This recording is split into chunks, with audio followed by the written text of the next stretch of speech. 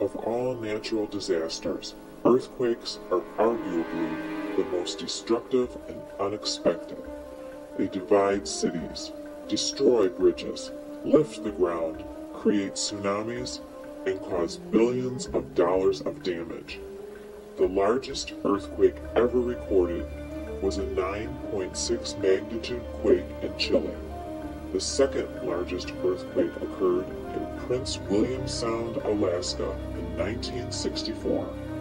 This 9.2 magnitude quake and ensuing tsunami took 125 lives and caused $311 million in property loss. This earthquake raised the floor of the sea off of the Alaskan coast 33 feet, the greatest movement of the earth ever recorded. It decimated towns and destroyed buildings.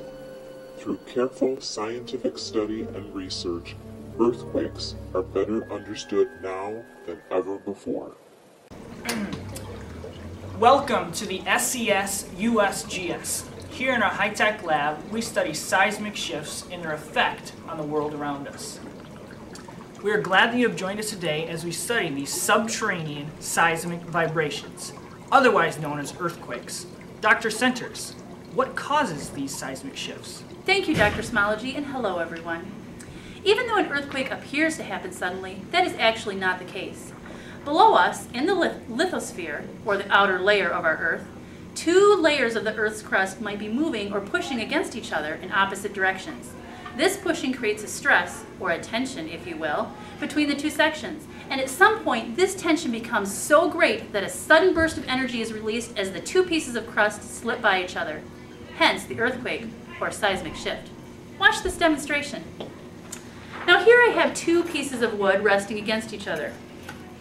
I'm going to pull on the top block of wood, which is attached by a slinky, and as I can pull, you can see the tension increasing as the slinky expands. I'm going to keep pulling until this force of tension overcomes the force of friction, and all of a sudden,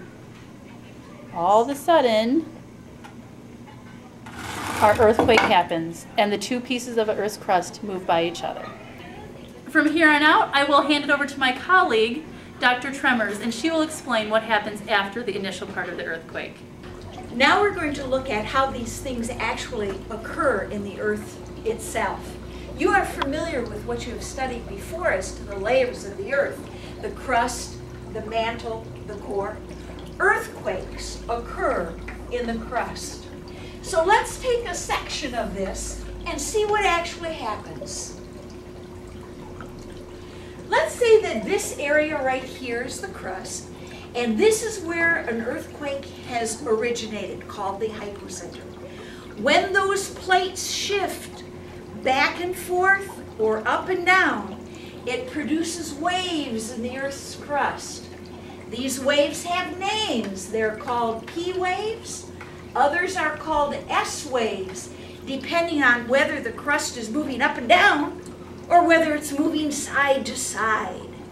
When these waves reach the surface, the ground can actually be seen heaving up and down and sideways, producing this ripple effect that can go all over the Earth's surface. Thank you for joining us at the SES USGS Earthquake Headquarters.